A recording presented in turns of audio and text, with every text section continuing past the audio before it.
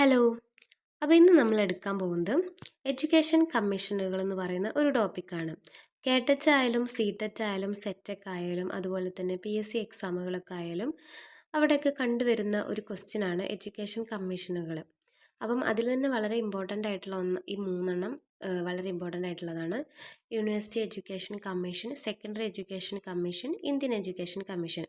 അപ്പോൾ ഇത് മൂന്നും വളരെ ഇമ്പോർട്ടൻ്റ് ആണ്. അപ്പോൾ അത് പല ആളുകളും പഠിച്ചൊക്കെ പോകും. പക്ഷേ എക്സാം ഹാളിൽ എത്തുന്ന സമയത്ത് ക്വസ്റ്റ്യൻ കാണുമ്പോൾ എന്ത് ചെയ്യും? ഒന്ന് തല തിരിയൂലേ, ഏതായിരിക്കും ഇത് ഏതായിരിക്കും, മാച്ച് ദ ഫോളോയിങ് ഒക്കെ ചോദിക്കും. എല്ലാം ഒരുപോലെ ആയിരിക്കും തോന്നും അല്ലേ? അപ്പം നമുക്കിതിനൊരു ട്രിക്ക് പഠിക്കാം. വളരെ ഈസി ആയിട്ടാണ് പഠിക്കാൻ പറ്റുന്നത്. അത് പഠിച്ചു കഴിഞ്ഞാൽ പിന്നെ നമുക്ക് ഒരിക്കലും എന്ത് ചെയ്യില്ല, ഇത് മറക്കില്ല. അപ്പം നമുക്ക് എവിടെ നിന്ന് ചോദിച്ചാലും എപ്പോൾ ചോദിച്ചാലും നമുക്ക് കിട്ടും. അപ്പോൾ ആ ട്രിക്കൊന്ന് നമുക്ക് പഠിച്ചാലോ? അപ്പോൾ നമുക്ക് ആദ്യം ഈ ട്രിക്ക് പഠിക്കുന്നതിന് മുന്നേ ചില ആളുകൾ ഇതിനെ പറ്റിയിട്ട് ആദ്യമായിട്ടായിരിക്കും കേൾക്കുന്നത്. ചില ആളുകൾ പഠിച്ചിട്ടുണ്ടായിരിക്കാം, എന്നോ കാലം പഠിച്ചതായിരിക്കാം, ഇപ്പം ഈ എക്സാമുകളൊക്കെ എഴുതാൻ വന്നവരായിരിക്കാം. അപ്പം ഞാൻ ചെറുതായിട്ട് ഇതൊന്ന് ഡീറ്റെയിൽ പറഞ്ഞു തരാം. അപ്പം അതിന് ശേഷം നമുക്ക് എന്ത് ചെയ്യാം, ട്രിക്കിലോട്ട് പോകാം. അപ്പോൾ വളരെ കുറച്ചും കൂടെ മനസ്സിലാകും. അപ്പം പ്രധാനമായിട്ടും 3 എഡ്യൂക്കേഷൻ കമ്മീഷനുകളാണ് ഉള്ളത്.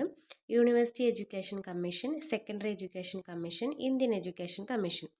ഈ യൂണിവേഴ്സിറ്റി എഡ്യൂക്കേഷൻ കമ്മീഷന് അതിൻ്റെ ചെയർമാനാണ് ആര്? ഡോക്ടർ എസ് രാധാകൃഷ്ണൻ എന്ന് പറയുന്നത്. അതുകൊണ്ടാണ് നമ്മൾ അതിനെ രാധാകൃഷ്ണൻ കമ്മീഷൻ എന്ന് വിളിക്കുന്നത്. അപ്പോൾ ആ ഒരു കാലഘട്ടം പഠിച്ചു വെക്കുക. 1948 മുതൽ 49 വരെയുള്ള ഒരു കാലഘട്ടം. ഇത് കൂടുതലും ഫോക്കസ് ചെയ്യുന്നത് ഹയർ എഡ്യൂക്കേഷനാണ്. പിന്നീട് രണ്ടാമത്തെ എഡ്യൂക്കേഷൻ കമ്മീഷനാണ് സെക്കൻഡറി എഡ്യൂക്കേഷൻ കമ്മീഷൻ എന്ന് പറയുന്നത്. അപ്പം ഇതിൻ്റെ ചെയർമാനാണ് ലക്ഷ്മണസ്വാമി മുതലിയാർ. അതുകൊണ്ടാണ് നമ്മളിതിനെ മുതലിയാർ കമ്മീഷൻ എന്ന് വിളിക്കുന്നത്. അപ്പം അതിൻ്റെ ഒരു കാലഘട്ടം പഠിച്ചു വെക്കുക. 1952, 53. പിന്നീട് അത് ഫോക്കസ് ചെയ്യുന്നത് സെക്കൻഡറി സ്കൂളാണ് കൂടുതൽ ഫോക്കസ് ചെയ്യുന്നത്. ഇനി മൂന്നാമത്തെ എഡ്യൂക്കേഷൻ കമ്മീഷനാണ് Indian education commission. Doctor TS കോത്താരിയാണ് അതിൻ്റെ ചെയർമാൻ. അതുകൊണ്ടാണ് നമ്മളതിനെ കോത്താരി കമ്മീഷൻ എന്ന് വിളിക്കുന്നത്. അപ്പം 1964 മുതൽ 66 വരെ ആ ഒരു കാലഘട്ടത്തിലാണ് ഇത് വന്നിട്ടുള്ളത്. ഇത് കൂടുതൽ ഫോക്കസ് ചെയ്യുന്നത് സ്കൂൾ ടു യൂണിവേഴ്സിറ്റി ലെവലുള്ള എൻ്റയർ ആ ഒരു എഡ്യൂക്കേഷൻ സിസ്റ്റം എന്ത് ചെയ്യുന്നുണ്ട്, ഇത് ഫോക്കസ് ചെയ്യുന്നുണ്ട്. ഇതിൽ നമ്മൾ ഏറ്റവും ഇമ്പോർട്ടൻ്റ് ആയിട്ട് ശ്രദ്ധിച്ചിരിക്കേണ്ട ഒരു കാര്യമാണ് 10+2+3 എന്ന് പറയുന്ന ആ ഒരു എഡ്യൂക്കേഷൻ സിസ്റ്റം. അപ്പം ഇതാണ് ഇതിൻ്റെ ഒരു ഔട്ട്ലൈൻ എന്ന് പറയുന്നത്.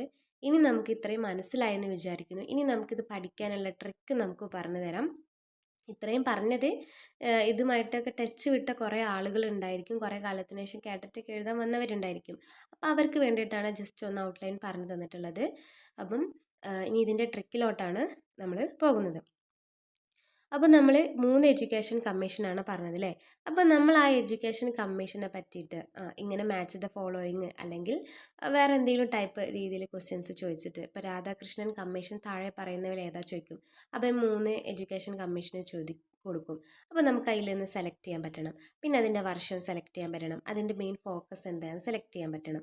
അപ്പോൾ അതിന് വേണ്ടിയിട്ടുള്ളൊരു കോഡാണ് ഈ എഡ്യൂക്കേഷൻ കമ്മീഷനെ പറ്റി ചോദിക്കുന്ന സമയത്ത് നമ്മൾ ആദ്യം ഓർത്ത് വെക്കേണ്ട ഒരു കോഡ് എന്ന് പറയുന്നത് UC എന്നാണ്. UC എന്താണ് ഇതിൻ്റെ കോഡ്? UC എന്താണ് യൂണിവേഴ്സിറ്റി എഡ്യൂക്കേഷൻ കമ്മീഷൻ. S എന്ന് പറയുന്നത് സെക്കൻഡറി എഡ്യൂക്കേഷൻ കമ്മീഷൻ. I എന്ന് പറയുന്നത് എന്താണ്? Indian education commission. ആ ഓർഡറിൽ തന്നെയല്ലേ ഞാൻ പഠിപ്പിച്ചിട്ടുള്ളത്? അതെ. ഇനി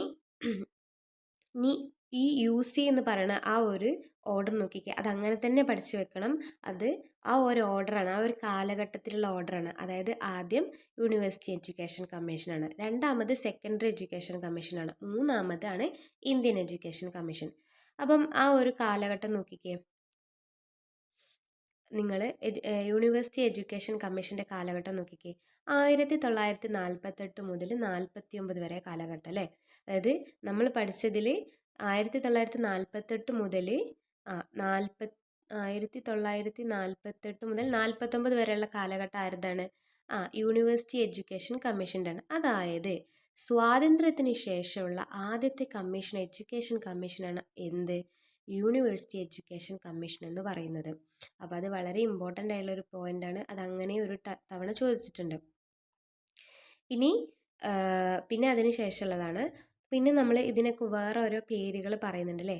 university education commission, Radhakrishnan commission. അപ്പോൾ അതങ്ങനെ മാച്ച് ദ ഫോളോയിങ് ചോദിക്കും. അപ്പോൾ അതും നമ്മൾ എന്ത് ചെയ്യണം, പഠിച്ചിരിക്കണം. അപ്പം അത് പഠിക്കാൻ കണക്ട് ചെയ്യാൻ എന്താ വെച്ചാൽ യൂണിവേഴ്സിറ്റി എഡ്യൂക്കേഷൻ കമ്മീഷൻ, ആ യൂണിവേഴ്സിറ്റിയിലെ UN എന്നെടുത്ത് നോക്കിക്കേ. UN എന്ന് പറഞ്ഞാൽ നമുക്കിപ്പോൾ UNI ഉണ്ണി, അതായത് ഉണ്ണിക്കണ്ണൻ എന്ന് പറയുമ്പോൾ നമ്മൾ ആരെയാണ് ഓർക്കുന്നത്? കൃഷ്ണനെയാണ് അല്ലേ. കൃഷ്ണൻ ഓടക്കുഴലൊക്കെ വായിച്ച് നിൽക്കുന്ന ഒരു കൃഷ്ണനെയാണല്ലേ നമുക്ക് ഓർമ്മ വരുന്നത്. അതെ നോക്കിക്കേ, അതിലൊരു രാധാകൃഷ്ണനുണ്ട്. അപ്പം യൂണിവേഴ്സിറ്റി എഡ്യൂക്കേഷൻ കമ്മീഷൻ പറയുമ്പം ഉണ്ണിക്കണ്ണൻ ആരാണത്? രാധാകൃഷ്ണൻ കമ്മീഷൻ. അപ്പം അതങ്ങനെ കണക്ട് ചെയ്യാം.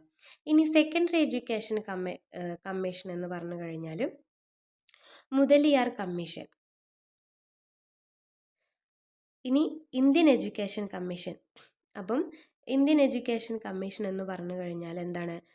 ഇന്ത്യ എന്ന് പറയുമ്പം നമുക്ക് ഇന്ത്യ എന്നൊക്കെ പറയാം. പിന്നെ കോത്താരി കമ്മീഷൻ, ഇത് ജസ്റ്റ് പഠിക്കാൻ വേണ്ടിയിട്ട് മാത്രമാണ്. അപ്പോൾ കോത്താരി കമ്മീഷനെ നമുക്ക് ജസ്റ്റ് നോക്കിക്കേ. കൊതറി എന്നറിയില്ലേ, കൊതറി എന്നായി നമുക്കത് വായിക്കാം അല്ലേ. ഇന്ദുവിനെ പിടിച്ചപ്പോൾ ഇന്ദു കൊതറി. അപ്പം ഇന്ദുവിനെ പിടിച്ചപ്പോൾ ഇന്ദു എന്ത് ചെയ്തു? കൊതറി. അപ്പം Indian education commission Kothari commission, university education commission Radhakrishnan. പിന്നെ ഓട്ടോമാറ്റിക്കായിട്ട് നമുക്ക് സെക്കൻഡറി എഡ്യൂക്കേഷൻ കമ്മീഷൻ മുതലിയാർ എന്ന് കിട്ടും. ഇനി എല്ലാ ഇതിനും കോഡ് ഉണ്ടാക്കി കഴിഞ്ഞാൽ നമുക്ക് എല്ലാം കൂടി പരസ്പരം മാറിപ്പോവണ്ടല്ലോ എന്ന് വിചാരിച്ചിട്ടാട്ടോ. ഇനി അടുത്തത് അതിൻ്റെ മെയിൻ ഫോക്കസ്. അപ്പോൾ യൂണിവേഴ്സിറ്റി എഡ്യൂക്കേഷൻ കമ്മീഷൻ എന്ന് എടുക്കുന്ന സമയത്ത് യൂണിവേഴ്സിറ്റി കണക്ട് ചെയ്തൊക്കെ. യൂണിവേഴ്സിറ്റി അറിയുമ്പം ചേച്ചിമാരും ഏട്ടന്മാരൊക്കെ കോളേജിലേക്ക് പോകുന്നില്ലേ. അപ്പോൾ ഹയർ ലെവലാണ് പഠിക്കാൻ അവർ പോകുന്നില്ലേ. അപ്പോൾ ഹയർ എഡ്യൂക്കേഷനെ ഫോക്കസ് ചെയ്യുന്നതാണത്. പിന്നെ സെക്കൻഡറി എഡ്യൂക്കേഷൻ കമ്മീഷൻ, സെക്കൻഡറി എന്ന് പറയുമ്പോൾ നമുക്ക് സ്കൂളാണ് ഓർമ്മ വരുന്നത്. അപ്പം സെക്കൻഡറി സ്കൂളാണത് ഫോക്കസ് ചെയ്യുന്നത്. ഇനി ഇന്ത്യൻ എഡ്യൂക്കേഷൻ കമ്മീഷൻ. ഇന്ത്യ എന്ന് പറഞ്ഞാൽ എന്താണ്? ഒരേ ഒരു ഇന്ത്യ അല്ലേ, എല്ലാവരും ഒന്നാണ് അല്ലേ.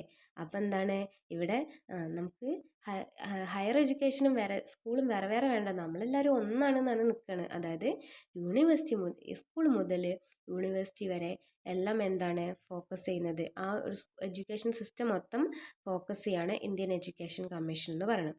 അപ്പം അതിൽ നമ്മൾ മെയിനായിട്ട് ഫോക്കസ് ചെയ്യേണ്ടത് 10+2+3 എന്ന് പറയുന്ന ഒരു എഡ്യൂക്കേഷൻ സിസ്റ്റമാണ് നമ്മൾ ഫോക്കസ് ചെയ്യേണ്ടത്.